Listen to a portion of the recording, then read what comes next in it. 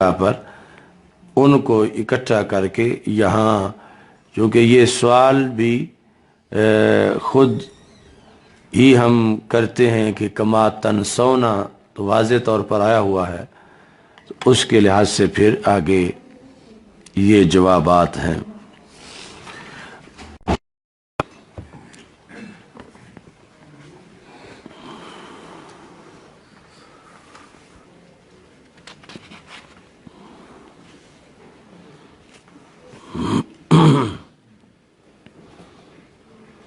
तो कल आपको बताया था कि एक हैं अफ़आल बलागिया और दूसरे हैं अक़वाल बलागिया। तो इस पर इजमा है कि में सरकार भूल नहीं सकते। अल्लाह की तरफ से जो हुक्म है कि ये चीज़ उम्मत तक पहुंचा दो और आप उसको पहुंचाने में माज़अल्लाह भूल जाएं, तो इस पर सारी उम्मत का इजमा है कि ये भूल रसूल पाक सल्लल्लाहु अलैहि वसल्लम से कभी भी नहीं हुई। किस में? अक़वाल बलागिया में। इतना पहरा है कि कुछ ऐसे एरियाज हैं कि जहां भूल है ही नहीं, और जहां है तो सबब और है, और फिर वो सबब बाइसे अजमत है, वो कोई मासियत नहीं है। अच्छा जी,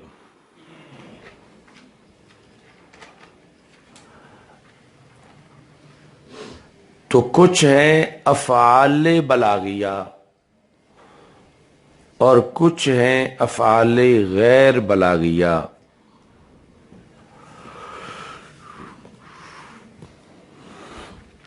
तो कुछ लोगों ने तो जो अफ़आल बलागिया हैं उनमें साहब को भी ममनू समझा है कि जिस तरह रसूल पाक सल्लल्लाहु अलैहि वसल्लम के अक़वाल बलागिया में साहब नहीं हुआ कभी, तो अफ़आल बलागिया में भी कभी साहब नहीं हुआ। और अफ़आल गैर बलागिया जो हैं वो दायरा कार हैं साहब का, कि जो अफ़आल बराए तबलीग ना हो उनके अंदर। अच्छा जी, लेकिन कुछ लोग जो हैं उन्होंने अफ़आल बलागिया में साहब को माना है, मगर अक़वाल बलागिया में सब का इत्तिफाक है कि साहब नहीं है।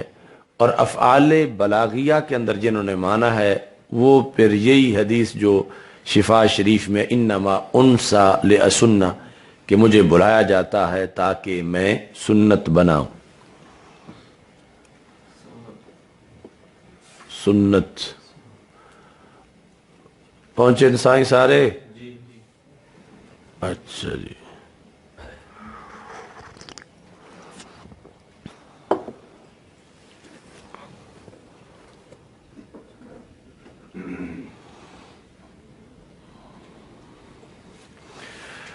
इसके बाद यह है कि माजा फिल किबलति व मल्लम यरल इयादता अला मन सहा, जो किबला के बारे में आया है और जिसकी राय में भूलने वाले पर इयादा नहीं है, बस उसने नमाज पढ़ी गैर किबला की तरफ। अच्छा जी,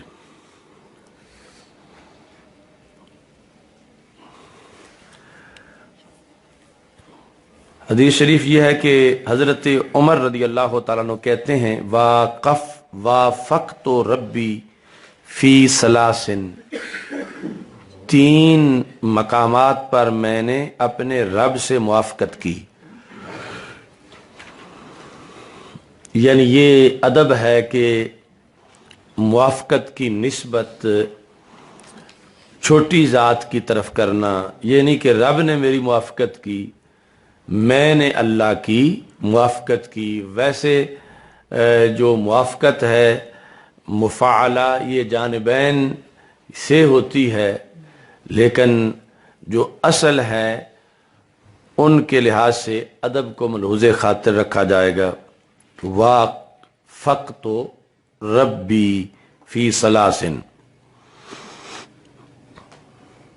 तो आगे उनकी तफसील बताते हैं। मैंने कहा था या रसूल अल्लाह सल्लल्लाहु अलैहि वसल्लम, कितना अच्छा हो कि हम मकाम इब्राहीम को मुसल्ला बना लें, यानी जहाँ हज़रत इब्राहीम अलैहिस्सलाम के कदमों के निशान हैं वहाँ हम नमाज पढ़ें। तो आयत नाजिल हुई वत्तखिज़ू मिन मकाम इब्राहीम मुसल्ला।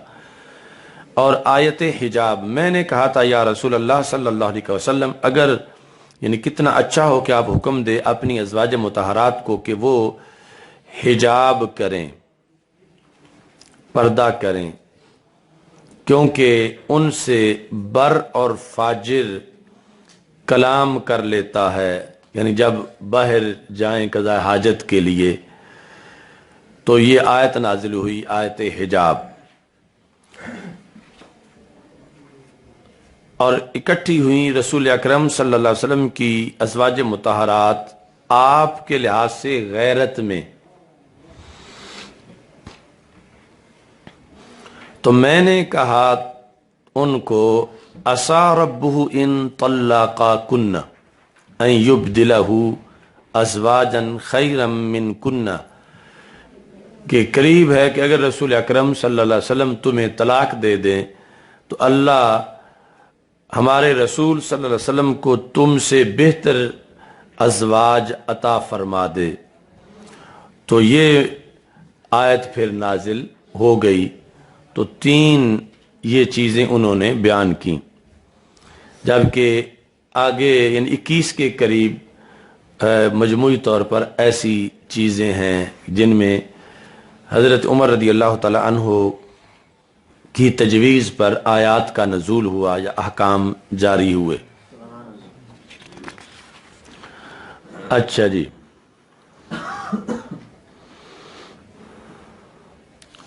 बर एक होता है बिर, एक होता है बर।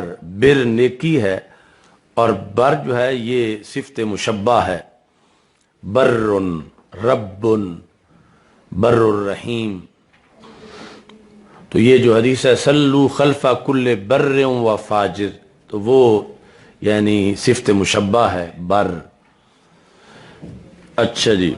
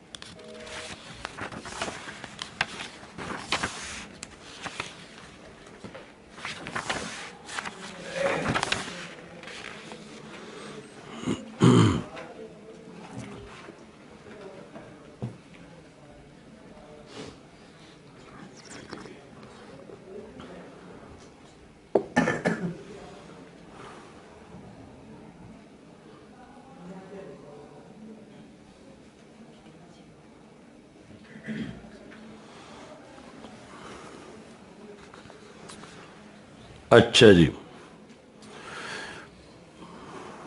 इन्नमा अना बाशारुम मिसलुकुम के लिहाज से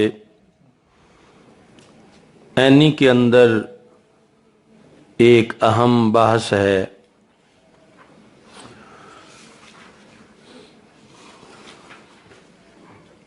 इन्नमा जो हसर के लिए आता है, तो हसर इसमें कौन सा होता है? हसरे मुतलक है या हसरे मखसूस है?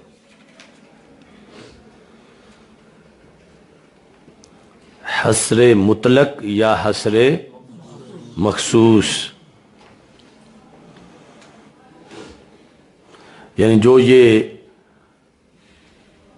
दलील पेश कर रहा हो नूरानियत की नफ़ी में, तो आप उससे पूछ सकते हैं कि इन्नमा हसर के लिए है जो तुम बार बार जोर लगा रहे हो, انما انا بشر، سوائے اس کے نہیں کہ میں بشر ہی ہوں. تو یہ حسر کون سا ہے؟ حسر مطلق ہے یا حسر؟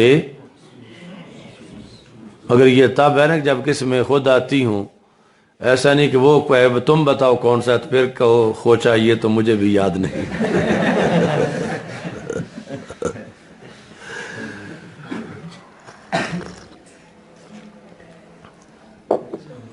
تو حسر مطلق اور حسر مخصوص، تو اس کا کوئی ویسے قانون نہیں کہ فلاں جگہ پہ حسر مطلق ہوگا اور فلاں جگہ حسر مخصوص ہوگا. امام عینی نے یہ لکھا کہ یہ جو ہے وَيُفْهَمُ ذَلِكَ بِالْقَرَائِنِ وَالسِّيَاقِ، یعنی قرائن سے پتہ چلے گا اور سیاق کلام سے پتہ چلے گا کہ یہاں حسر کون سا ہے.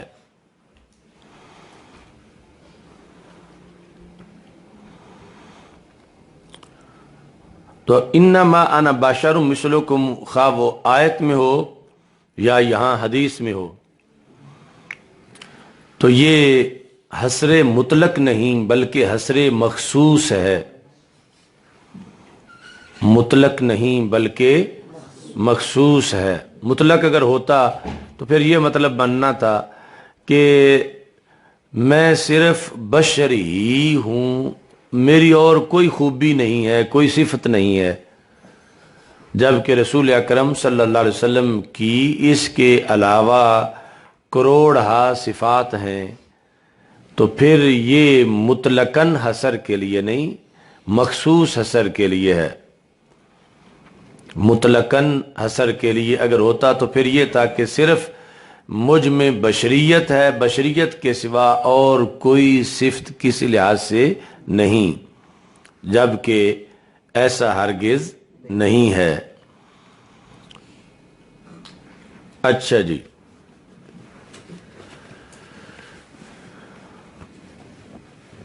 تو یہاں بھی جو ہے وہ ہر لحاظ سے حسر نہیں ہے. کیوں؟ فَإِنَّ لِرَسُولِ اللَّهِ صلی اللہ علیہ وسلم اوصافاً اخرى کثیرہ، کہ رسول اکرم صلی اللہ علیہ وسلم کی اس کے علاوہ بھی بہت سی صفات ہیں.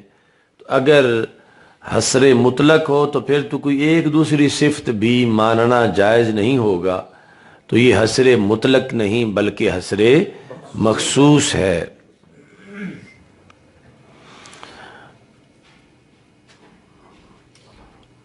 حسر مخصوص کہ یعنی ایک خاص معین چیز میں تمہارے جیسا ہوں. جو یہاں جو پس منظر ہے وہ ہے یعنی علم کے لحاظ سے کہ، اور جو تشبیہ جس طرح پھر آگے اس کی بتائی، تو یعنی رب ذوالجلال کے دیے بغیر کوئی بھی مطلع علی الغیب نہیں ہو سکتا. نہ تم ہو سکتے ہو نہ میں ہو سکتا ہوں. یہ ہے یعنی وہ مخصوص حسر. اور ایک تو اس کے علاوہ یعنی نورانیت یا دیگر ساری چیزیں، تو ان کا تو وہ یہاں یعنی نفی ہے ہی نہیں. وہ تب ہوتی جب حسر مطلق ہوتا، تو پھر تو معاذاللہ ہر شے کی نفی، رسول ہونے کی، شاہد ہونے کی، بشیر و نذیر ہونے کی، وہ کس طرح ہو سکتی تھی. تو حسر مخصوص ہے.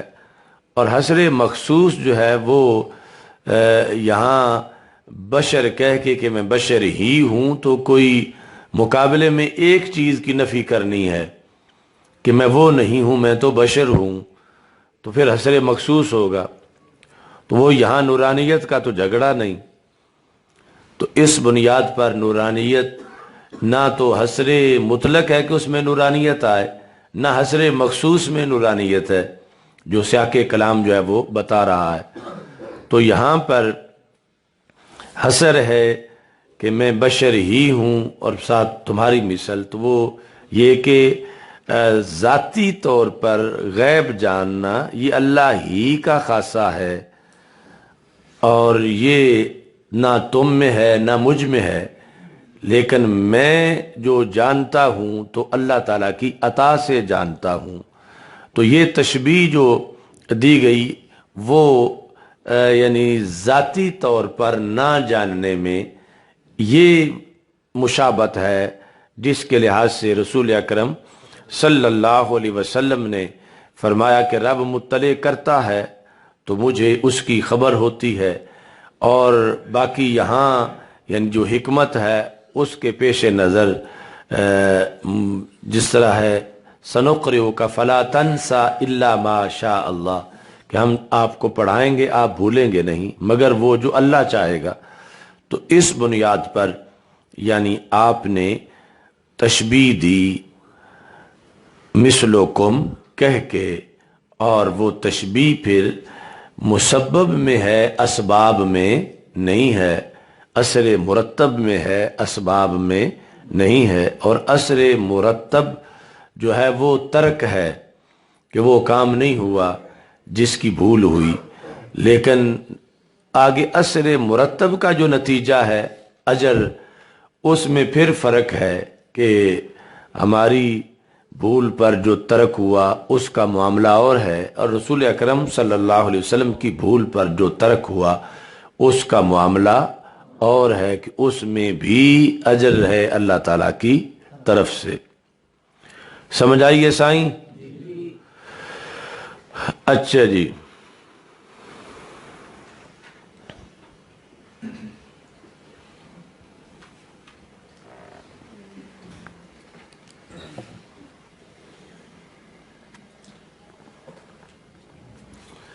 اس واسطے انہوں نے اگلا قول بھی ذکر کیا۔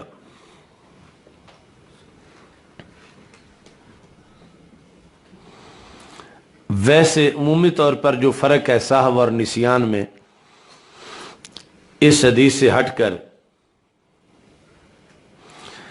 النسیان غفلۃ القلب عن الشیء، کہ دل کا کسی شے سے غافل ہو جانا یہ نسیان ہے،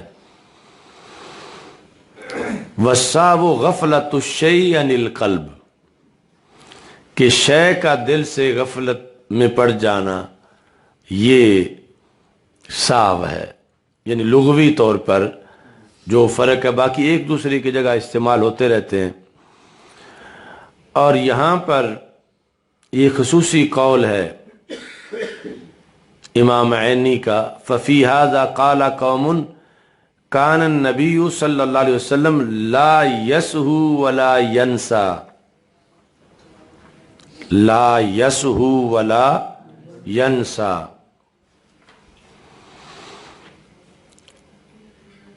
کہ نبی اکرم صلی اللہ علیہ وسلم میں حقیقی طور پر نہ سہو تھا نہ نسیان تھا،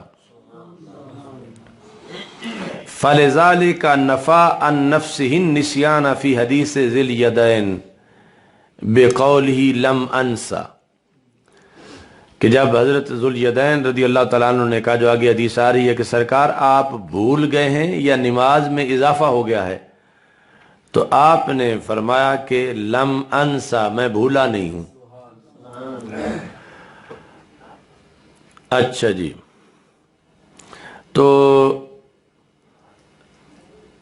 یہ کیوں کہا جاتا ہے کہ سرکار بھولے نہیں، یا سرکار نے فرمایا میں بھولا نہیں؟ تو یہ اس پر کہ جب بھول جو ہے اس کا سبب عام لوگوں جیسا لیا جائے تو پھر وہ بھول غفلت کی وجہ سے ہوتی ہے، اور سرکار دو عالم صلی اللہ علیہ وسلم غفلت سے پاک ہیں۔ تو اس واسطے امامینی کہتے ہیں لِأَنَّ فِيهِ غَفْلَةً، کیونکہ سہو اور نسیان میں غفلت ہے تو سرکار غفلت سے پاک ہیں، تو اس بنیاد پر یعنی لا یسہو ولا ینسا، یعنی عام لوگوں کے لحاظ سے اختصاراً یہی ہے لا یسہو ولا ینسا، کہ نبی اکرم صلی اللہ علیہ وسلم سہو اور نسیان دونوں سے مبرہ ہیں، باقی جہاں یہ پھر آئے گا حدیث میں تو پھر یہ ہے کہ وہ جو سب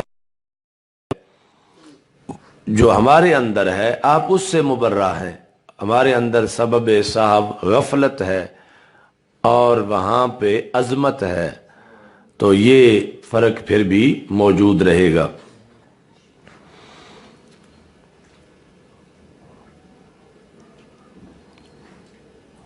تو قرآن مجید میں نسوا اللہ فنسیہم، وہ اللہ کو بھول گئے اور اللہ نے انہیں چھوڑ دیا، وہ اللہ کو بھول گئے، چونکہ بھول جو ہے یہ اللہ کی شان کے لائق نہیں ہے۔ تو اس بنیاد پر یعنی قرآن مجید کا ترجمہ کرتے ہوئے پھر جو نسیان کو لازم ہے ترک، تو وہ یہ ہے کہ یہ تو اللہ کو بھول گئے کفار، تو اللہ تعالیٰ نے پھر ان کو چھوڑ دیا، یعنی اپنی خصوصی رحمت ان سے پیچھے ہٹا لی جس کا تعلق آخرت کے ساتھ ہے، تو اللہ نے ان کو چھوڑ دیا۔ تو قرآن میں جو ذکر ہے وہ ہے جزاء سیئۃ سیئۃ مثلھا، یعنی وہ تقابل کی وجہ سے۔ اب اردو میں ہر بندہ تو وہ سمجھ نہیں سکتا، اور اگر ترجمہ بھول سے کریں گے تو پھر جنہوں نے وہ ترجمہ پڑھنا انہوں نے کہا ہے کہ یہ بولنا تو پھر اللہ کی بھی شان ہے، معاذ اللہ، جو قرآن میں لکھا ہوا ہے۔ حالانکہ قرآن میں تو مقابلتاً لکھا ہوا ہے کہ پہلے لفظ کے مقابلے کے طور پر، نہ یہ کہ یہ اللہ تعالیٰ کا کوئی وصف ہے، اللہ تعالیٰ میں ایسی چیز نہیں پائی جاتی۔ تو اس بنیاد پر بھی یعنی ترجمے کا یہ مقام جو ہے، اس میں دوسرے مسالک کے لوگ بھولتے ہی رہے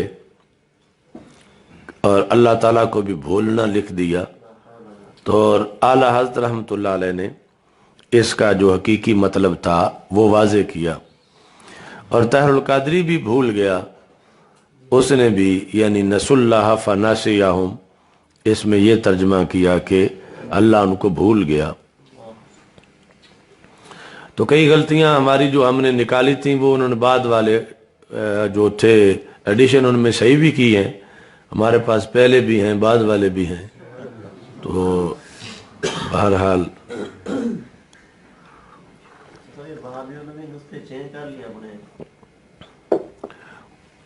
ہاں وہ بھی پھر ہر وقت کوشش میں رہتے ہیں، چور کا مطلب تو یہی ہوتا ہے کہ چوری نہ پکڑی جائے، تو لیکن دیکھنے والے بھی قیامت کی نظر رکھتے ہیں۔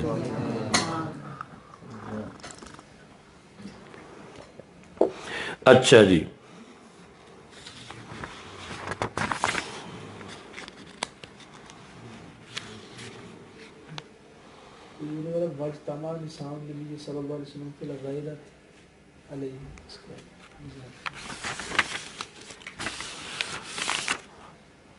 یہ یعنی ازواج مطہرات کا آگے آ رہا ہے مستقل، یعنی دو نقطہ نظر تھے ازواج مطہرات کے اندر، تو اس لحاظ سے یعنی ان کے اپنے اپنے مطالبات تھے، تو یہ یعنی رسول اکرم صلی اللہ علیہ وسلم کی توجہات کے لحاظ سے ان کا اپنا اپنا غیرت کا معاملہ تھا۔ تو اس پر یعنی حضرت عمر رضی اللہ تعالی عنہ نے اپنے موقف کا اظہار کیا، یہ اس لیے کہ آپ کی بیٹی چونکہ حضرت حفصہ رضی اللہ تعالی عنہا وہ بھی ام المومنین تھیں، تو انہیں سمجھاتے ہوئے آپ نے یہ کہا کہ یعنی تم یہ نہ سمجھو کہ ہم نہیں ہوں گی تو گزارا نہیں ہوگا، اللہ تم سے بہتر رسول پاک صلی اللہ علیہ وسلم کو ازواج مطہرات دے دے گا۔ تو یہ وہ مسئلہ غیرت، آگے وہ تفصیل ہے، بہت لمبی حدیث آئے گی جس میں بار بار حضرت فاطمہ رضی اللہ تعالی عنہا کو رسول پاک صلی اللہ علیہ وسلم کے پاس کچھ ازواج مطہرات اپنی سفارش کے لیے بھیجتی رہیں، اور نبی اکرم صلی اللہ علیہ وسلم जवाब देते रहे और बिलाखिर हज़रत फ़ातिमा रज़ी अल्लाह ताला अन्हा ने उन्हें कहा कि अब मैं तो नहीं जाऊंगी, चूँकि अब इससे आगे मेरे पास कोई जाने का जवाज़ नहीं। जो रसूल अकरम सल्लल्लाहु अलैहि वसल्लम ने ये लफ्ज़ बोले हैं, अलस्ते तुहिब्बीना मा उहिब्बु, क्या फ़ातिमा जो मुझे पसंद है क्या वो आपको पसंद नहीं है? तो अब कैसे कह सकती थी कि जो आपको पसंद है वो मुझे पसंद नहीं है? तो इस पर फिर उन्होंने आगे माजरत कर ली। फिर हज़रत उस्मान गनी रज़ी अल्लाह ताला अन्हो को भेजा। अज़वाज मुतहरात के दूसरे ग्रुप ने जो हज़रत आयशा सिद्दीक़ा रज़ी अल्लाह ताला अन्हा के लिहाज से अपना मौक़िफ़ सरकार तक पहुँचाना चाहती थी। ये बुखारी शरीफ में आगे आएगा।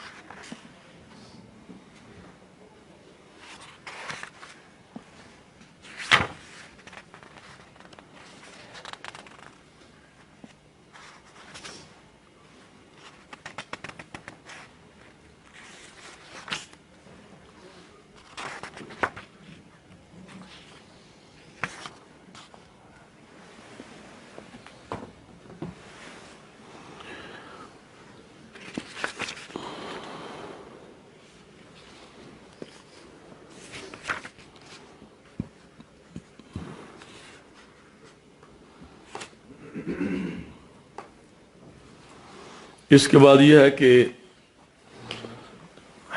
बाबु हक़्क़िल बुज़ाक़ि बिल यद मिनल मस्जिद, हक का मतलब है खुरचना, साफ कर देना। नुखामा यानी वो पानी जो दिमाग से उतरे। नबी अकरम सल्लल्लाहु अलैहि वसल्लम ने देखा रींठ को किबले की जानब में, यानी जो मस्जिद की किबले वाली दीवार थी उसमें, तो आप पर ये बात गिरां गुजरी, यहाँ तक कि इसका असर कि रसूल अकरम सल्लल्लाहु अलैहि वसल्लम इस चीज़ से नाराज़ हुए हैं कि ये किसने थूक दिया है। इसका असर आपके चेहरे में भी देखा गया, उस नाराज़गी का। आप खड़े हुए और आपने अपने हाथ से उसको साफ कर दिया।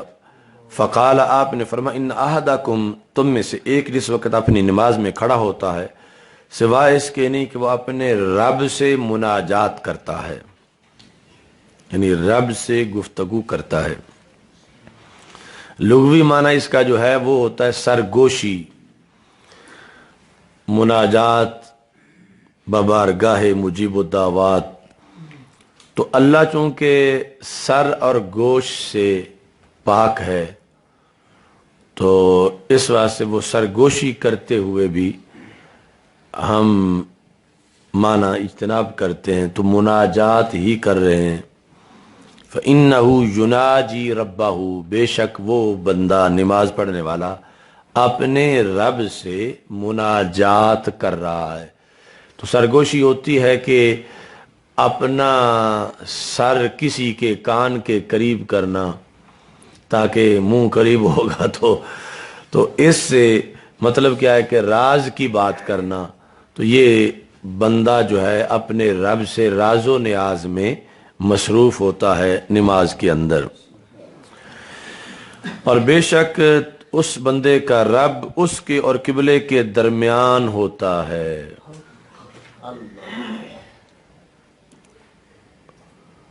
इस पर फिर वहाबी का इम्तिहान होता है कि जिसका हमेशा अर्श पे रहमान होता है, यानी जिनके नज़दीक जो है वो अल्लाह अर्श पे मुस्तकर है, और अर्श अल्लाह की ऊपर वाली जिहत है। यानी हम तो कहते हैं अल्लाह जिहत से पाक है, वो कहते नहीं, अल्लाह की जिहत है, ऊपर वाली जिहत अल्लाह की है। تو اب یہ جس وقت بندہ اللہ سے نماز پڑھتا ہے بندہ، تو اب لاکھوں بندے نماز پڑھ رہے ہیں، یعنی اس وقت جہاں فجر ہے، اس وقت جہاں ظہر ہے، اس وقت جہاں عصر ہے، تو اللہ ان کے اور قبلے کے درمیان ہے، تو پھر عرش پہ اللہ کے ہونے کا ٹائم پیچھے کون سا ہوگا؟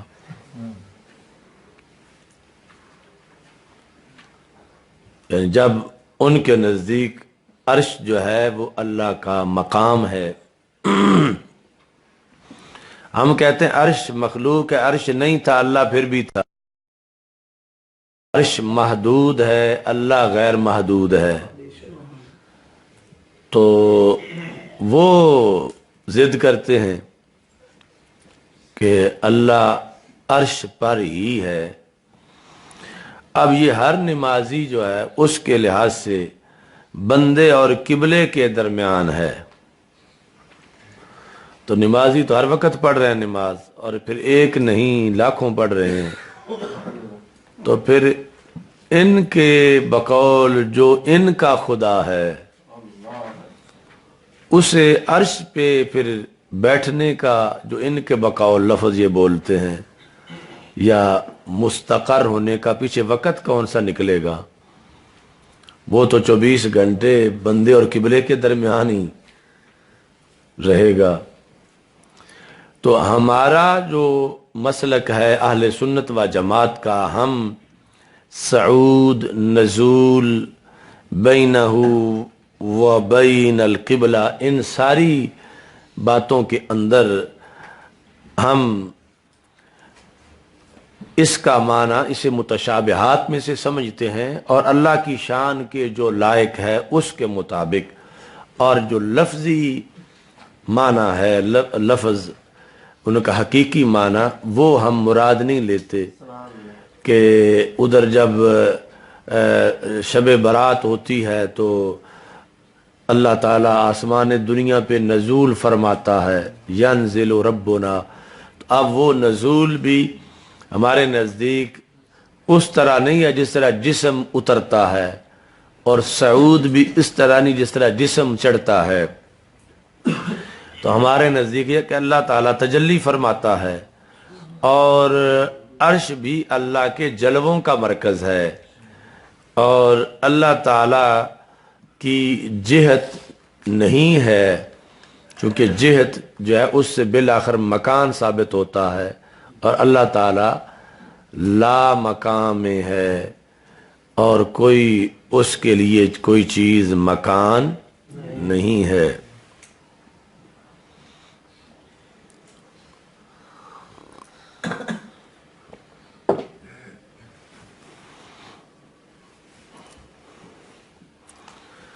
اچھا جی، تو یہ ان کا یہ سر فہرست عقیدہ ہے وہابیوں کا کہ اگر کسی کو چوکیدار بھی بھرتی کرنا ہو تو وہ اس کا انٹرویو لیتے ہو یہ ضرور پوچھتے این اللہ، خدا کہاں ہے؟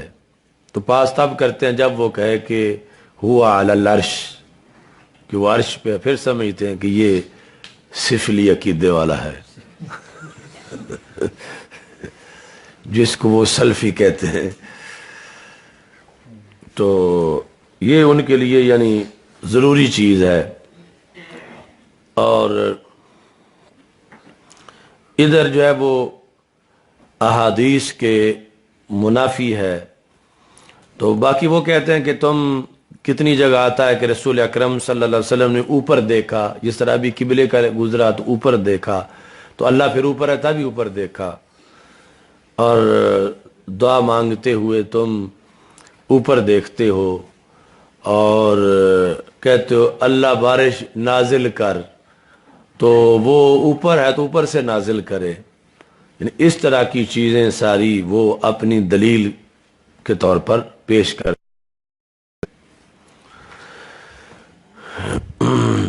تو اس کا جواب یہ ہے کہ اس کا یہ مطلب نہیں کہ اللہ تعالیٰ کی جہت اوپر والی ہے، اصل میں ساری جہتوں میں سے عزت والی جہت اوپر والی ہے، تو اس بنیاد پر یعنی دعا کے وقت اوپر دیکھا جاتا ہے، نہ یہ کہ اللہ کی اوپر والی جہت ہے، اللہ جہت سے پاک ہے۔ اور اگر تمہارا نقطہ نظر لیا جائے تو پھر وہ بندہ جو ساری عمر جہاز پہ نہیں بیٹھا وہ تو ولی بننا ہی نہیں چاہیے، اور جو جہاز پہ بیٹھتا گیا وہ فوراً ولی بن جانا چاہیے، چونکہ وہ اللہ کے قرب میں چلا گیا ہے کہ 10,000 فٹ کی بلندی پر وہ جہاز اڑ رہا ہے، تو نیچے جو بیچارہ کبھی سائیکل پہ بھی نہیں بیٹھا لیکن ہو سکتا ہے وہ اللہ کا کتنا بڑا ولی ہے، تو پھر وہ تو قرب میں نہیں پہنچا جو تم جہت سے تعین کر رہے ہو، اور یہ جہاز پہ بیٹھنے والا تو یہ تو بہت اونچا چلا گیا ہے۔ تو اس بنیاد پر پھر یہ مراتب ولایت کے اور مقربین کے طے ہونے چاہیے، جبکہ ایسا ہرگز نہیں ہے۔ اچھا جی،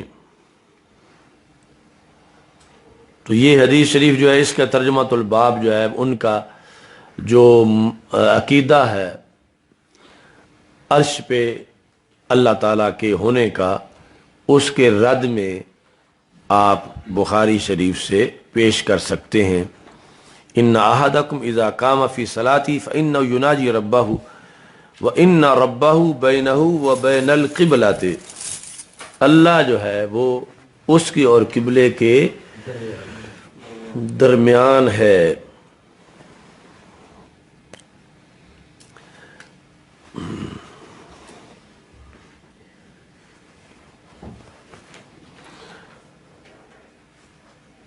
تو اعلی حضرت رحمۃ اللہ علیہ نے ان کے رد میں جو استدلال کیا ہے، جہاں وہ فلانوں کے جھوٹے خدا اور غیر مقلدین کے جھوٹے خدا، غیر مقلدوں کے جھوٹے خدا، وہابیوں کے جھوٹے خدا، آریہ کے جھوٹے خدا،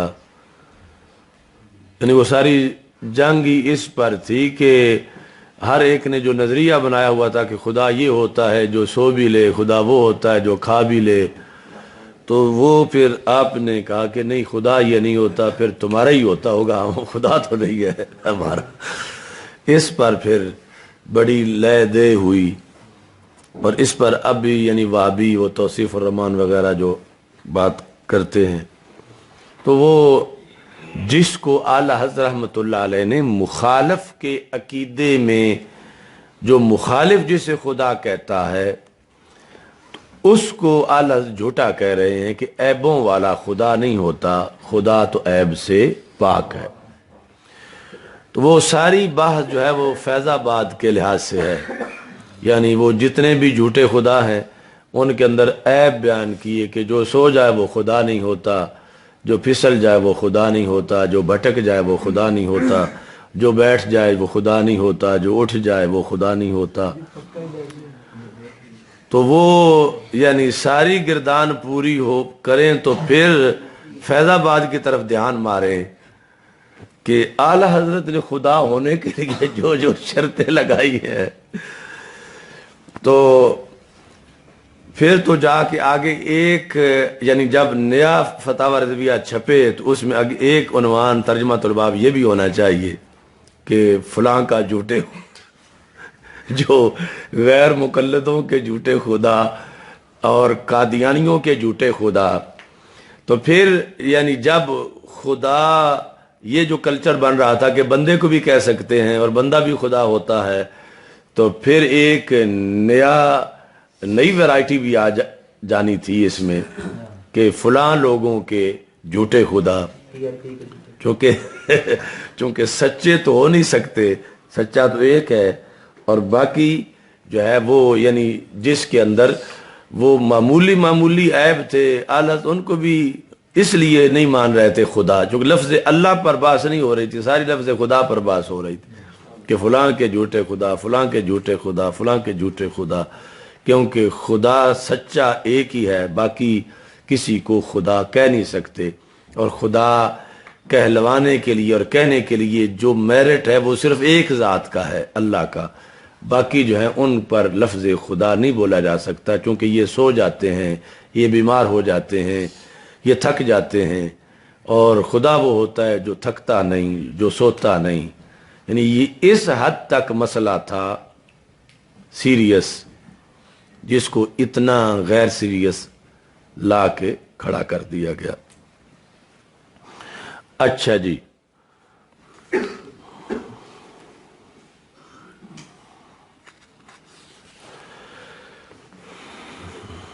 تو اعلیٰ حضرت رحمۃ اللہ علیہ نے جو استدلال کیا تھا جس حدیث سے، وہ اور ہے، اور یہ اس کی پھر برکت ہے کہ اس سے اگلا استدلال جو ہے وہ ہم نے اس حدیث سے کیا.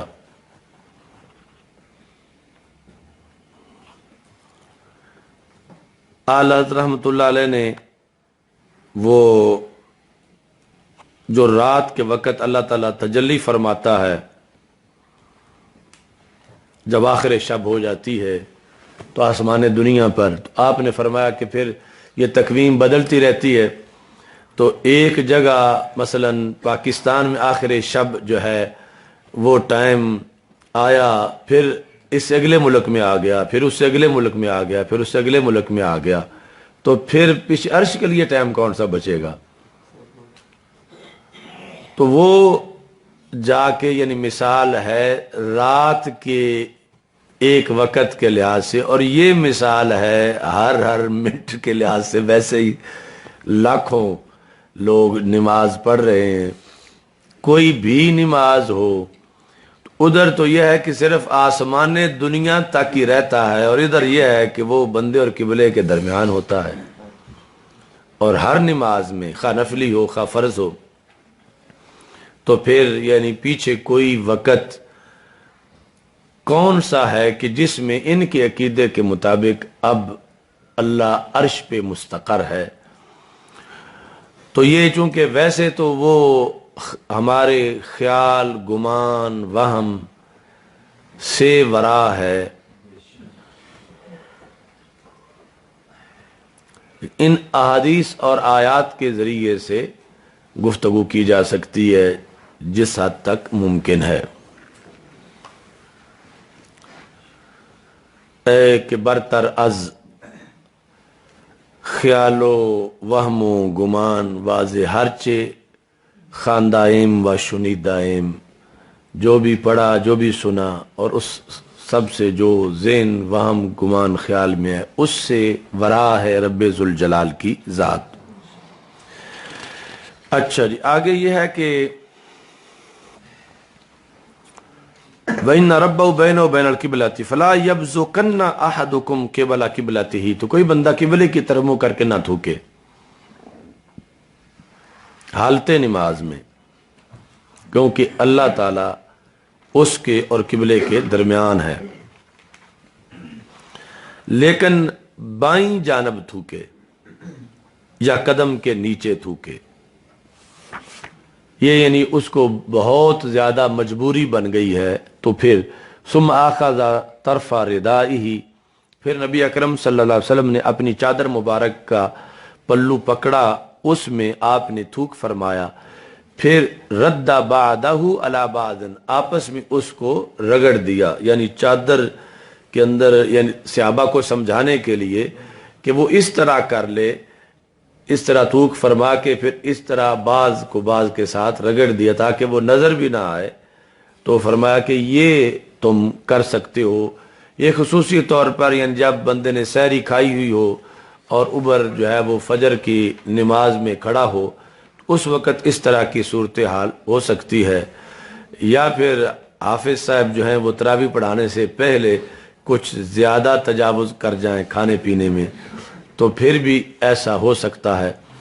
تو بہرحال یہ بھی آداب رسول پاک صلی اللہ علیہ وسلم نے سکھائے، فقال او یفعل ہکذا، یا کہ اس طرح وہ کر لے.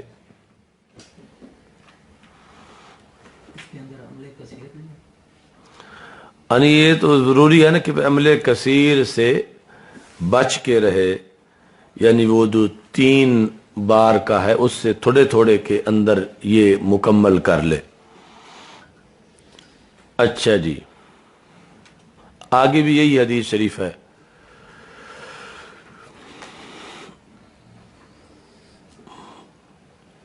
آگے جو حدیث ہے اس میں ہے مخاتن او بساقن او نخامتن. مخات، بساق، نخامہ، بزاق، تو یہ سارے لفظ جو ہیں. مخات وہ ہے کہ جو ناک سے بہے، یعنی اس کو کہیں گے پھر جس کا ترجمہ رینٹ سے کرتے ہیں، ناک سے جو پانی بہ نکلے، جو سیال مادہ، وہ ہے کیا؟ مخات. اور بساق اور بزاق وہ ہے جو منہ سے نکلے. اور نخامہ وہ ہے جو سینے سے آئے، جس کو کھنگار کہتے ہیں. اب پتا چلے گا ان تنخم النبی نخامتن الا وقعت فی کف رجل منہم، کہ عام تھوک تو تھوک رہا، سرکار کا نخامہ مبارک بھی اتنا مرکز حسن و جمال ہے کہ اس کو صحابہ اپنے چہرے پہ مل لیتے ہیں. تو یعنی اس کا لعاب دہن، یہ اس کا یعنی ہلکا سا ترجمہ ہے، جبکہ بات اس سے بھی آگے کی ہے. اور وہ یعنی چشمہ رحمت کی جھاگ اور فضل خداوندی کا نچوڑ ہے. تو یہ لفظ ان کے معنی یاد رکھنا، مخات، بساق، بزاق اور نخامہ. تو بساق اور بزاق یہ ایک ہی معنی میں ہیں، یعنی مترادف ہیں.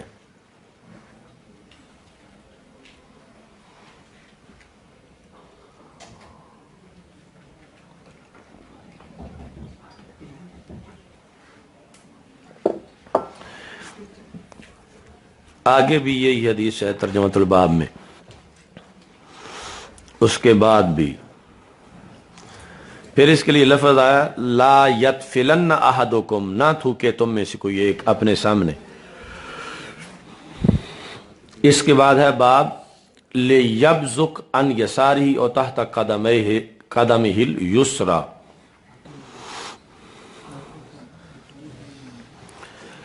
اچھا جی، آگے بھی یہی حدیث شریف ہے. کفارہ بزاق یہ ہے کہ اس کو دفن کر دیا جائے، یعنی تھوک کو اگر اس نے مسجد میں اسے پھینکا ہے، یہ کچی مٹی نیچے ہو، فرش نہ ہو.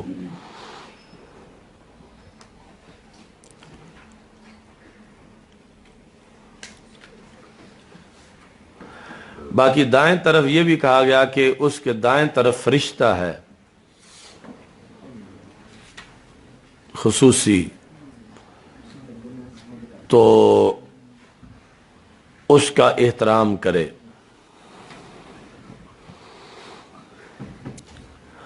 باب اذا بادرہ البزاق، اب یہ اصل وجہ آئی کہ جب تھوک مبادرت کر آئے، یعنی چڑھ آئے، بندہ مجبور ہو جائے تھوکنے پر، بادرہ البزاق، تھوک باہر نکلنے کے لیے جلدی کر رہا ہو، فَلْيَأْخُذْ بِطَرَفِ ثَوْبِهِ، تو اپنے کپڑے کے کونے میں اسے پکڑ لینا چاہیے.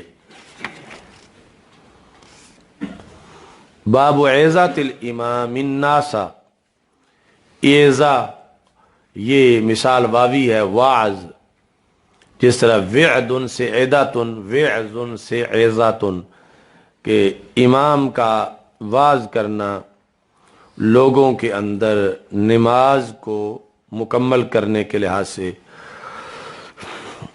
اور قبلے کا ذکر. تو یہ بھی اہم ہے سیرت کا مقام، کہ حضرت ابو ہریرہ رضی اللہ تعالیٰ عنہ کہتے ہیں کہ رسول اکرم صلی اللہ علیہ وسلم نے ارشاد فرمایا، کیا تم میرا قبلہ یہیں دیکھتے ہو؟ خدا کی قسم مجھ پہ تمہارا خشوع بھی مخفی نہیں اور تمہارا رکوع بھی مخفی نہیں.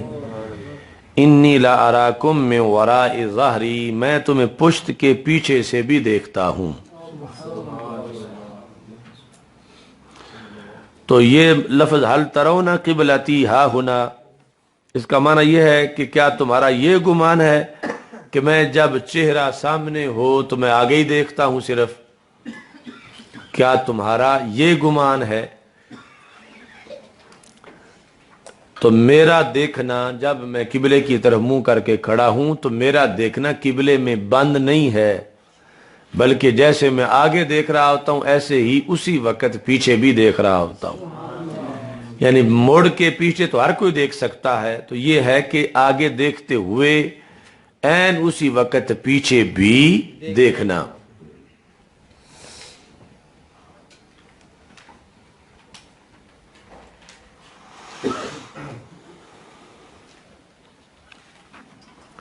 تو یہ بشریت کا فرق ہے۔ بشریت، باقی لوگوں کی بشریت جس طرف آنکھیں ہوں ادھر ہی دیکھتی ہے، اور رسول پاک صلی اللہ علیہ وسلم کی بشریت جدھر آنکھیں نہ ہوں ادھر بھی دیکھ لیتی ہے، یعنی اسی طور پر آنکھیں ادھر پھری ہوئی نہ ہوں تو پھر بھی سرکار کی بشریت دیکھ لیتی ہے۔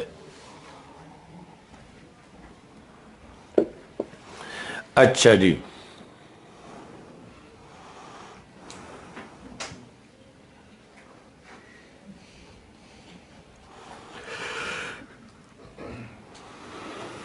تو دوسری جگہ حدیث شریف ہے کہ نبی اکرم صلی اللہ علیہ وسلم نے جب جماعت کرائی تو آخری صف میں ایک شخص نے غلطی کی تو آپ نے سلام پھیر کر اس کا نام لیا اور فرمایا کہ کیا تمہارا یہ گمان ہے کہ میں جب جماعت کرا رہا ہوتا ہوں تو پیچھے مجھے تمہارا پتہ نہیں ہوتا؟ تم نے غلطی کی ہے، تم اپنی نماز کو صحیح کرو۔ تو اس موقع پر یہ فرمایا کہ واللہ ما یخفی علی خشوعکم ولا رکوعکم، تو رکوع ظاہری حرکات ہیں، خشوع دل کی کیفیت ہے، تو میں تمہارے ظاہر کو بھی جانتا ہوں، تمہارے باطن کو بھی جانتا ہوں۔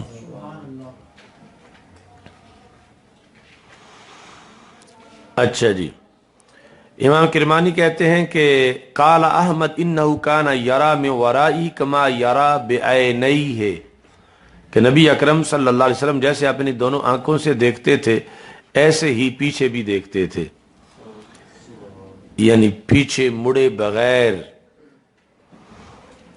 یہ کہتے ہیں اقول الجمہور علی انہ من خصائصہ علیہ الصلوۃ والسلام، کہ یہ سرکار کے خصائص میں سے ہے۔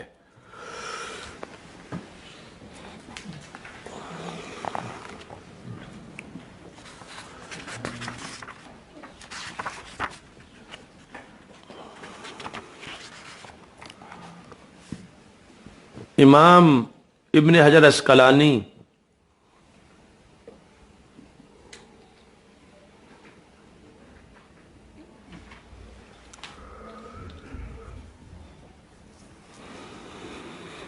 اس حدیث کے تحت کہتے ہیں کہ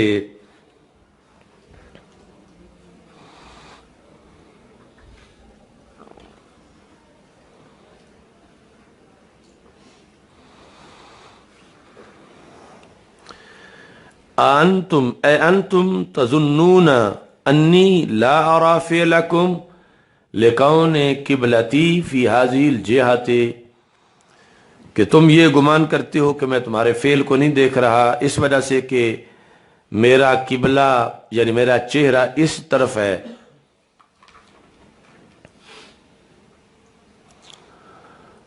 لیکن نبی اکرم صلی اللہ علیہ وسلم نے فرمایا کہ ان رؤیتہ لا تختص بجہۃ واحد۔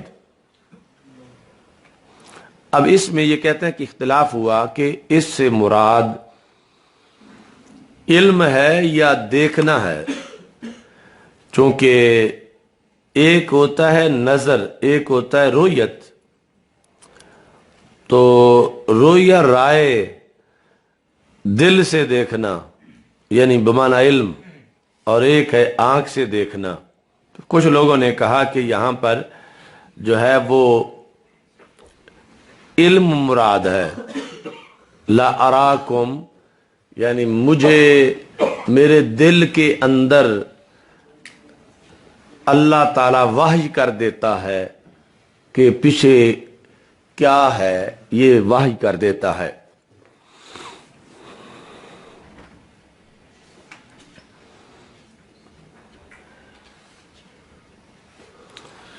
تو اس کو کہا امام اسقلانی نے کہ فیہ نظر، یعنی بذریعہ وحی فوری طور پر مطلع کیا جائے، یہ مراد نہیں. یہاں پر مراد یہ ہے کہ رسول اکرم صلی اللہ علیہ وسلم کو اللہ نے ایک بار ہی ایسی صلاحیت دے دی ہے تو وہ بھی عطائی جب رب نے دی ہے، لیکن وہ حصی طور پر دیکھنا ہے، محض علم نہیں ہے. وہ کہتے ہیں لأن العلم لو كان مرادا لم يقيده بقول من وراء ظاہری. اگر علم مراد ہوتا تو پھر ورائے ظاہری کی قید سرکار نہ لگاتے کہ میں اپنی پشت کے پیچھے بھی تمہیں دیکھ رہا ہوں. تو یہ جو پشت کے پیچھے کی بات کی تو یہ آنکھوں کے مقابلے میں کی، یعنی جیسے آنکھوں کا دیکھنا سامنے ہے ایسے میں اپنی پشت کے پیچھے بھی دیکھ رہا ہوں. یعنی صرف مجھے علم ہی نہیں بذریعہ وحی، بلکہ مجھے جو رب نے صلاحیت دی ہے کہ سامنے دیکھتے ہوئے بھی پیچھے دیکھ لیتا ہوں، اس دیکھنے کے نتیجے میں مجھے پتا چل جاتا ہے کہ پیچھے کس نے غلطی کی ہے. اب کون یعنی اپنی بشریت کو رسول پاک صلی اللہ علیہ وسلم کی بشریت کے برابر لا سکتا ہے؟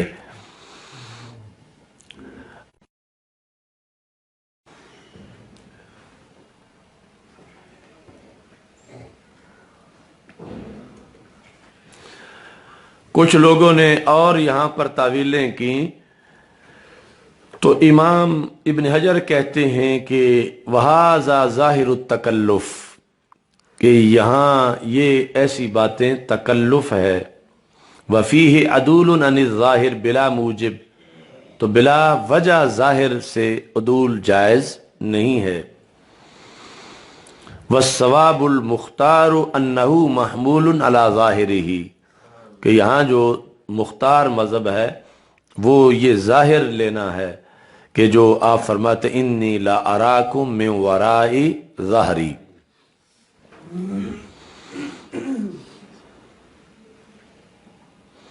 وَإِنَّ هَذَا الْإِبْصَارَ إِدْرَاكٌ حَقِيقِيٌّ خاصٌ بِهِ صلی اللہ علیہ وسلم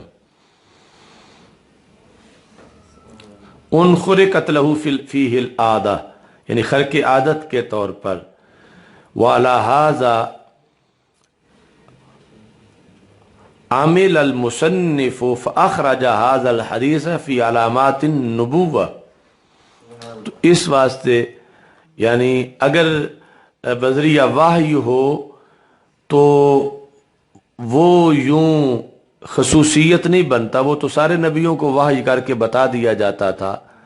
تو یہ مصنف نے بھی اس کو علامات نبوت قرار دیا ہے، یعنی امام بخاری رحمۃ اللہ علیہ نے علیحدہ جگہ پہ.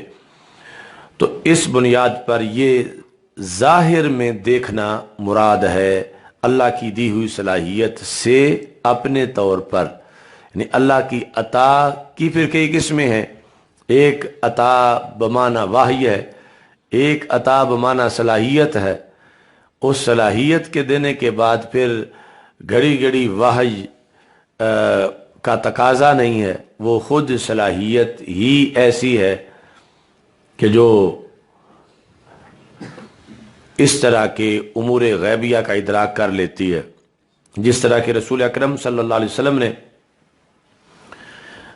حضرت موسیٰ علیہ السلام کے بارے میں بتایا کہ جب انہیں ہوش آیا تو اتنی آنکھوں کی بینائی تیز ہو چکی تھی. کانا یبصر النملۃ علی الصفا فی اللیلۃ الظلماء مسیرۃ 10 فراسخ، وہ 30 میل دور پہاڑ پہ چلتی ہوئی چیونٹی اندھیرے میں دیکھ لیتے تھے. अंधेरे में 30 मील दूर, हाथी नहीं च्योंटी, और अभी दीदार तो हो ही नहीं था, तो फिर भी यानी उस तजल्ली की वजह से जो पहाड़ पे उतरी थी तो इतना फैज मिल गया था। तो जो अर्श पे पहुंचे हो और ऐने ज़ात को देखा हो तो उनकी फिर आंख की सलाहियत किस कदर ज्यादा होगी। यानी ये जो हज़रत मूसा अलैहि सलाम देखते थे तो ये नहीं कि वाही आती थी तो देखते थे, थी अल्लाह की अता, मगर वो अता जो आंख में मुस्तकर हो चुकी थी। जब चाहते थे यानी जिस अंधेरी रात में भी चाहते थे तो देख लेते थे, यानी बगैर वाही की उनकी ये सलाहियत मानी गई। तो जो एक तजल्ली पहाड़ पर गिरी और बिल वास्ता देखी और बेहोश भी हो गए, तो उनकी आंख की बेनाई इतनी तेज है, और ऐने ज़ात को जिन्होंने जाकर देखा और मा ज़ाग़ल बसर व मा तग़ा, तो उनकी आंख की बिनाई का आलम क्या होगा। ये जो बंदे एक सवाल करते हैं, वो कहते हैं कि आप कहते हैं कि आप अलैहिस्सलाम के मुग़ैब हैं, क्या अम्मा आयशा सिद्दीक़ा रज़ियल्लाहु तआला अन्हा का हार गुम होता? ये अगले दिन हुई नहीं बात साईं? अच्छा, ये अपनी गैर हाजिरी बता रहे हैं। चलो ये जिन्होंने सुनी है इनसे सुन लेना साईं। ये तो पुरानी छोटे छोटे एतराज सवाल बचपन के हैं। अच्छा जी, तो यानी उसमें यह है कि रब्बे ज़ुल जलाल की हिकमतों में रसूल अकरम सल्लल्लाहु अलैहि वसल्लम मुदाखलत नहीं करते, क्योंकि इम्तिहान जो है मसलन बिला तशबीह व तमसील असातिज़ा को पता होता है कि इस क्लास के फ़लाँ पेपर में फ़लाँ सवाल है, और अगर वो बता दें लड़कों को तो फिर इम्तिहान ही नहीं रहता। तो ना बताएं तो इसका यह मतलब इन्होंने पता ही नहीं है। तो पता होने के बावजूद भी कुछ चीज़ें पर्दे में रखी जाती हैं ताकि जो दारे आजमाइश में हैं उनकी आजमाइश हो जाए। हन्नाद आज नहीं है, कुछ लोगों को नींद महसूस हो रही है। अच्छा, अनाज की जगह कौन ड्यूटी देगा? अच्छा, चलो जी।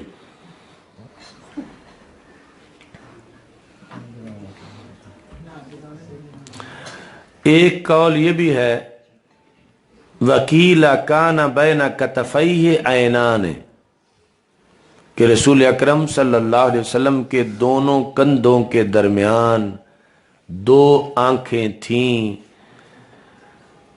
कैसी?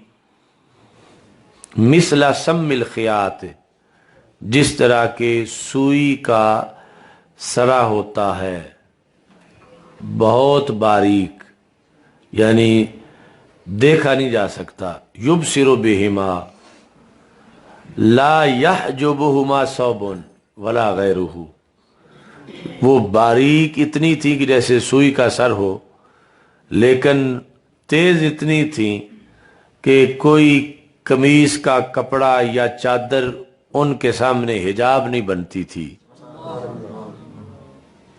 तो ये बशरियत है रसूल अकरम सल्लल्लाहु अलैहि वसल्लम की।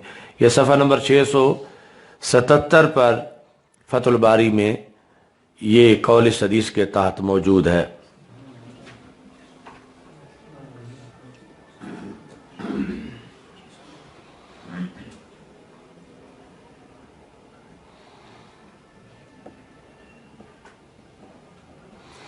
एक कौल ये भी लिखा है उन्होंने बिला तशबीह व तमसील कि रसूल अकरम सल्लल्लाहु अलैहि वसल्लम जब खड़े होते थे तो सामने की दीवार यूं बन जाती थी जैसे शीशा होती है, और पीछे वाले सारे नजर आ रहे होते थे। यानी ये कौल भी किया है। कानत सुवरहुम तनतबिउ फी हायति किबलती कमा तनतबिउ फिल मिरआति फयरा अमसिलतहुम फीहा फयुशाहिदु अफ़आलहुम।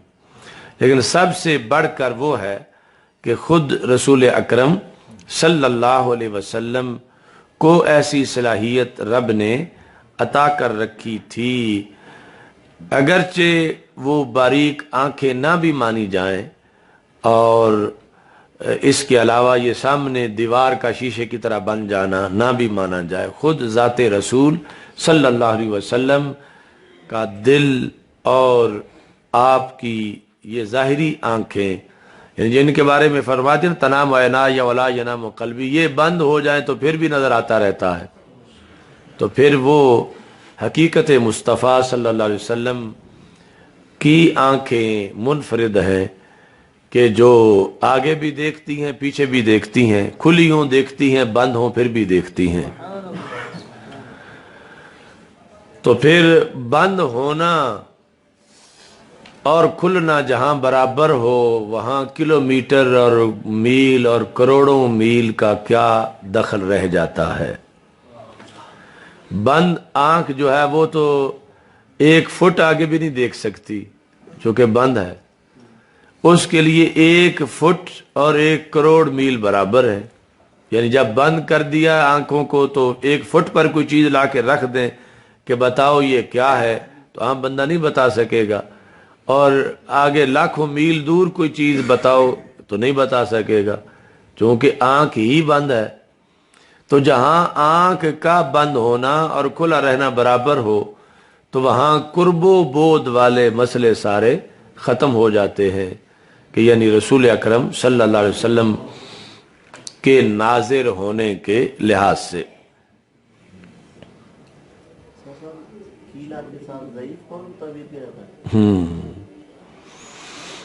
یعنی کیلا کے یعنی یہ بھی احتمال ہو سکتا ہے، یہ بھی ہو سکتا ہے، یہ بھی ہو سکتا ہے، تو لیکن یہ نہیں کہ کوئی وکیل ہی جو قرآن میں ہے تو وہ ضعیف نہیں ہے، تو یہ عمومی قانون ہے، لیکن کچھ مصنفین کی عادت جو ہے وہ اس سے مختلف بھی ہے کہ ضروری نہیں کہ جو مجہول کا صیغہ ہو یذکر ہو یا روے یا قیلا تو اس کو تمریز کا صیغہ ہی سمجھا جائے، بلکہ مطلقاً تعدد اجوبہ کے لیے بھی یہ استعمال کیا جاتا ہے۔ اچھا جی،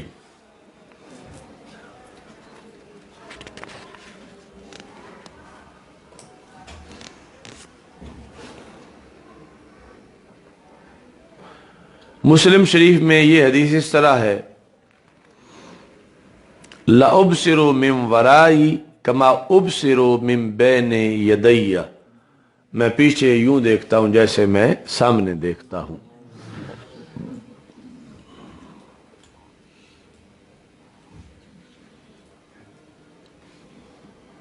تو اب یہاں واضح آ گیا کہ ایک ہوتی ہے بصیرت اور ایک ہوتی ہے بصارت، تو یہاں ابصار سے پتہ چلا کہ یہ آنکھوں کا دیکھنا مراد ہے، اور وہ جو رؤیت ہے جو دل کے دیکھنے پر بھی استعمال ہو جاتا ہے، تو اس سے آگے مزید وضاحت یہ ابصر والے الفاظ میں موجود ہے کہ یہ محض بصیرت بھی نہیں بلکہ ساتھ بصارت بھی شامل ہے۔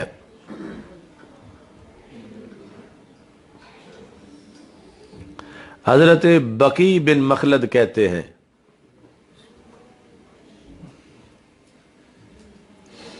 نام تو سنا ہوا ہے نا سب نے،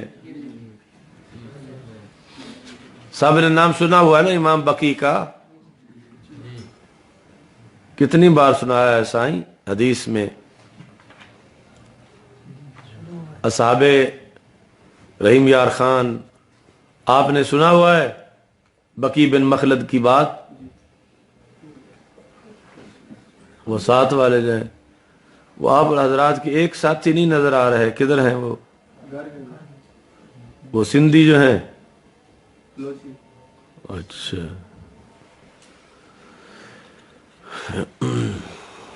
تو بقی بن مخلد جو ہیں یہ اپنا پڑھنے آئے تھے بغداد شریف اندلس سے چل کے، اب یاد آیا ہے؟ ہاں، تو یہ آئے تھے تو اس وقت امام احمد بن حنبل رحمۃ اللہ علیہ پر پابندی تھی، پڑھا بھی نہیں سکتے تھے، جلسہ کرنا تو دور کی بات ہے۔ تو انہوں نے بڑی مشکل سے ان کا گھر ڈھونڈا اور ان سے یہ درخواست کی، تو انہوں نے کہا کہ یہاں تو کوئی آ نہیں سکتا۔ یہ بات بھی وہ ان کو گھر کے اندر داخل کر کے کر رہے تھے کہ یہاں ایجنسیاں ہیں، آنے پر پابندی ہے، لوگ یہاں سے نہیں گزر سکتے۔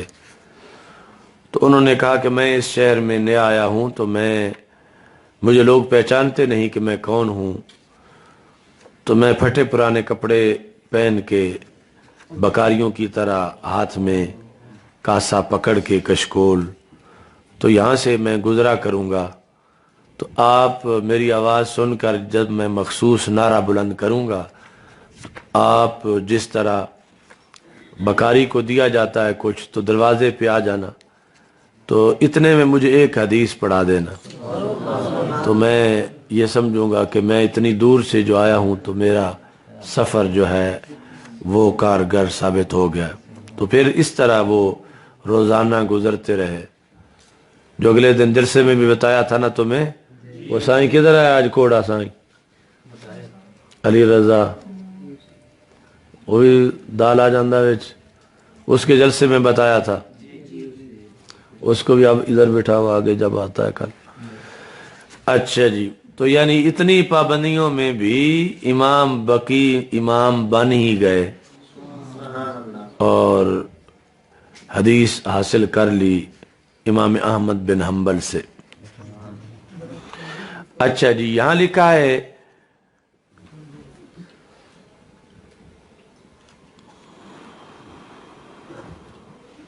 وظاہر الحدیث ان ذلك يختص بحالات الصلاة ويحتمل ان يكون ذلك واقعا في جميع احواله، یعنی یہ بھی ہو سکتا ہے کہ رسول پاک صلی اللہ علیہ وسلم ہر حالت کے اندر ہی آپ کے ادراک کا یہ طریقہ موجود ہو۔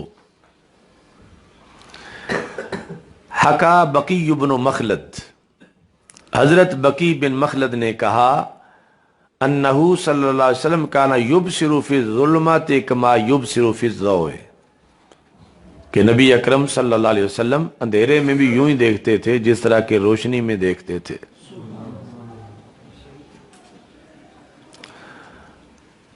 اچھا جی،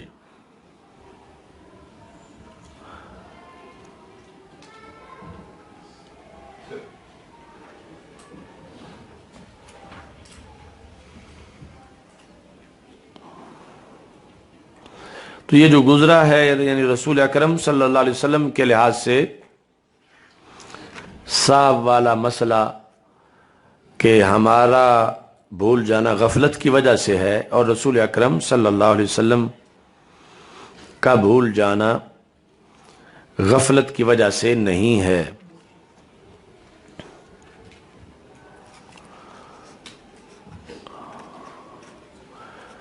تو یہ جب میں فارسی پڑھتا تھا تو اس وقت فارسی والے سال میں ہی،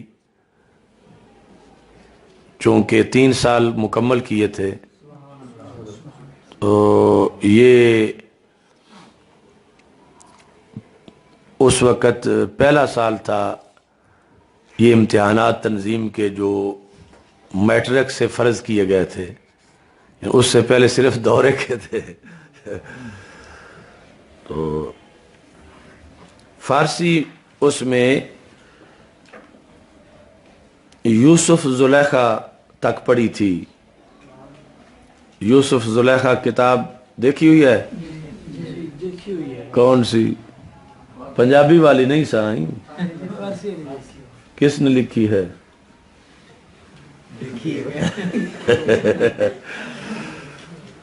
تو فارسی والی یہ جو کہ جتنی ہمارے بکی شریف میں تھیں فارسی کی کتابیں، وہ ساری پڑھ لینے کے بعد پھر یہ آستان عالیہ مانگٹ شریف جو بکی شریف کے ساتھ وہ مزید پرانا آستانہ ہے، یہ عثمان نے اب سرا لایا ہے اچھی طرح، کہ وہاں ایک مسجد ہے کہ جس کے محرابیں لوگ گنتے ہیں اور وہ پوری نہیں ہوتی، اور کبھی کیا رزلٹ نکلتا ہے. وہ کچی مسجد ہے اور اب تک موجود ہے پکی مسجد کی محراب میں.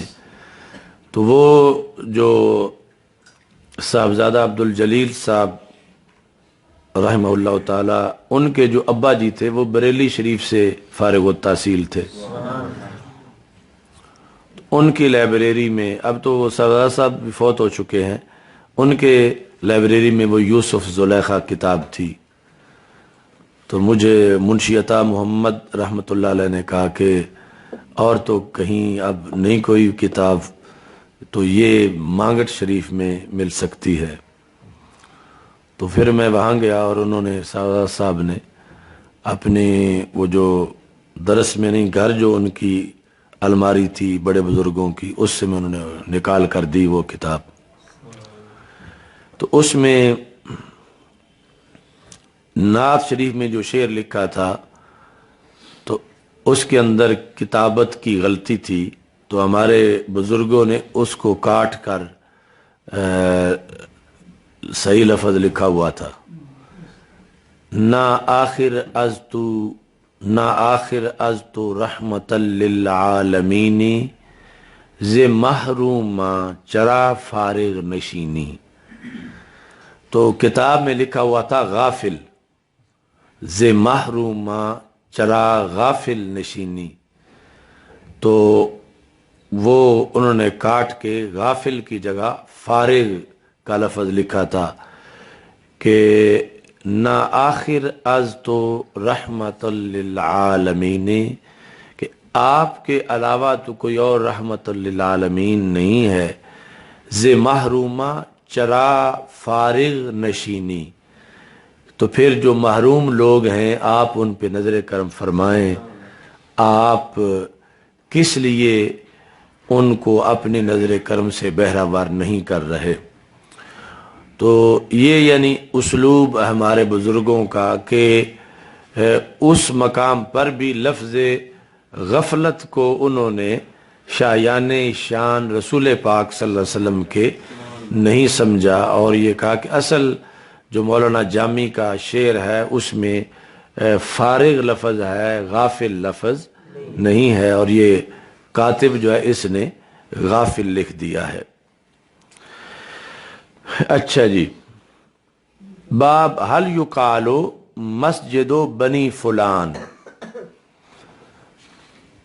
یہ بھی یعنی امام بخاری کے جو ترجمۃ الباب ہیں ان کی قسموں کو بیان کرنے کے لحاظ سے ہے کہ بظاہر لگتا ہے کہ یہ بھی کوئی بات ثابت کرنے کی ضرورت تھی، لیکن حقیقت میں اس پر کوئی پھڈا گزر چکا ہوتا ہے، تو اس واسطے وہ پھر ضمن میں وہ کہتے ہیں کہ یہ مسئلہ بھی ثابت ہو جائے.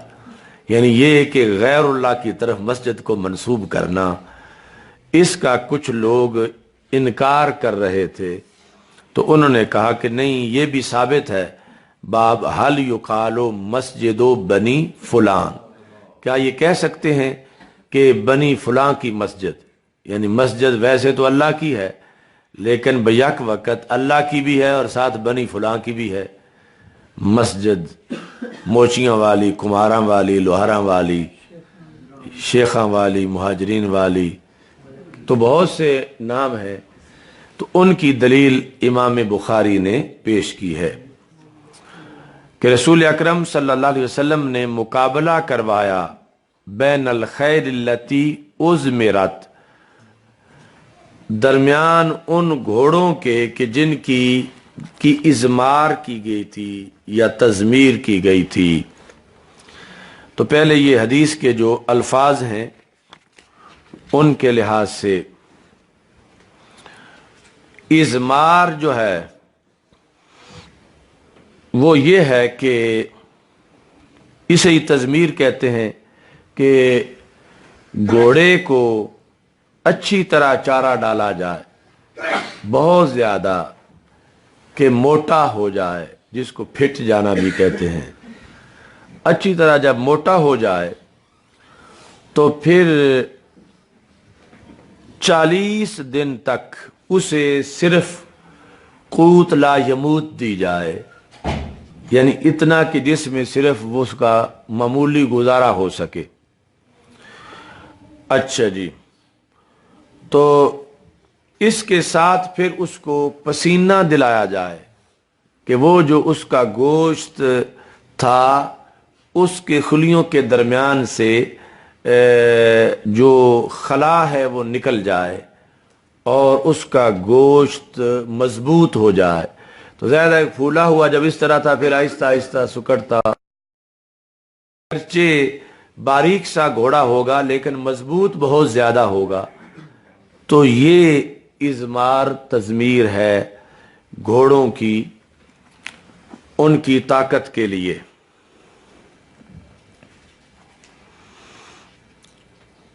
اچھا جی، تو دو جگہ تھی جہاں سے ریس ہونی تھی۔ جن گھوڑوں کی تضمیر ہو چکی تھی انہوں نے حفیہ مقام سے دوڑنا تھا۔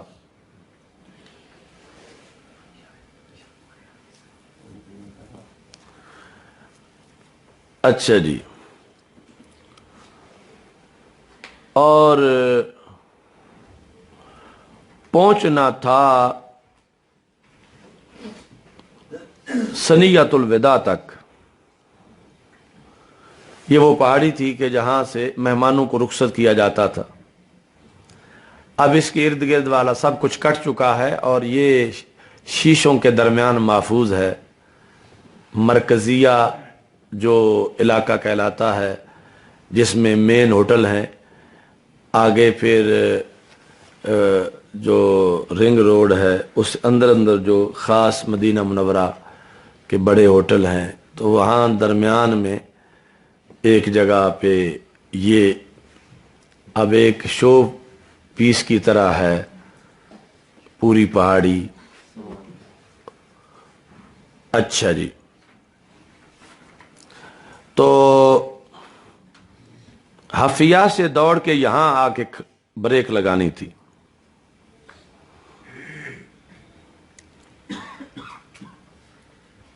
یعنی دور سے دوڑنا تھا مدینہ منورہ کی طرف، تو زیادہ لوگ اس طرف کھڑے تھے کہ جنہوں نے دیکھنا تھا کہ پہلے کس کا گھوڑا پہنچتا ہے۔ وسابقہ، یہ ہے باب مفاعلہ، مسابقہ۔ اب جدید عربی میں مقابلہ کے لیے بھی المسابقہ بین القراء۔